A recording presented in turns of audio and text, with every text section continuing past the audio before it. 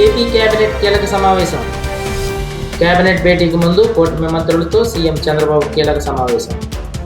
Assembly సమావేశాల నిర్వహణ, కేంద్ర బడ్జెట్పై కేబినెట్లో చర్చ.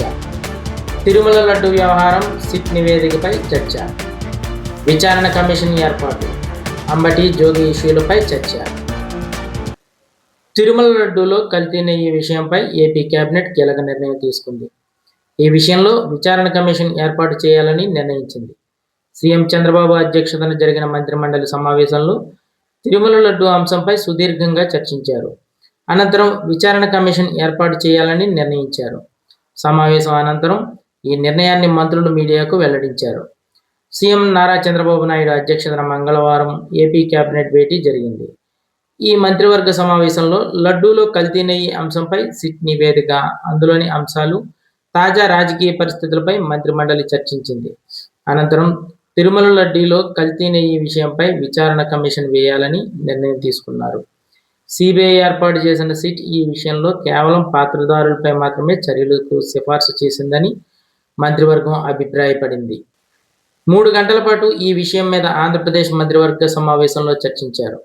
ఈ సందర్భంగా తిరుమల లడ్డూలో కల్తీ నెయ్యి విషయంలో అసలు సూత్రధారులను కనిపెట్టేందుకు విచారణ కమిషన్ ఏర్పాటు చేయాలని నిర్ణయించారు. ఈ కమిషన్ సమర్పించే నివేదిక ఆధారంగా వారిపై చర్యలు తీసుకోవాలని ఏపీ కేబినెట్ నిర్ణయించింది. మరోవైపు ఈ విచారణ కమిషన్ సిబిఐ సిట్ విచారణతో పాటుగా కోర్టులో దాఖలు చేసిన ఛార్జిషీట్ అనంతరం ప్రభుత్వానికి సమర్పించిన అంశాలపై అధ్యయనం చేయనుంది. ఈ మూడింటిలోనూ తేడాలు ఉన్నట్లు కేబినెట్లో చర్చకు వచ్చినట్లు సమాచారం. ఈ నేపథ్యంలో విచారణ కమిషన్ ద్వారా దీనిపై అధ్యయనం జరపాలనే నిర్ణయానికి వచ్చినట్లు తెలిసింది. అనంతరం విచారణ కమిషన్ నివేదిక ఆధారంగా చర్యలు తీసుకోవాలని భావిస్తున్నట్లు సమాచారం. మరోవైపు సిబిఐ సిట్ నివేదికలో తిరుమల లడ్డు తయారీలో ఉపయోగించిన నెయ్యి అసలు నెయ్యే కాదని, పామాయిల్ వంటి పదార్థాలు ఉపయోగించారని పేర్కొన్నట్లు కూటమి పార్టీలు చెప్తున్నారు.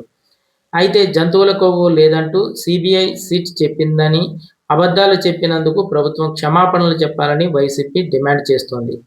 ఈ అంశంపై వైసీపీ నాయకులు చేస్తున్న అనుచిత వ్యాఖ్యలపై తీసుకోవలసిన చర్యలపై చర్చలు జరిపారు.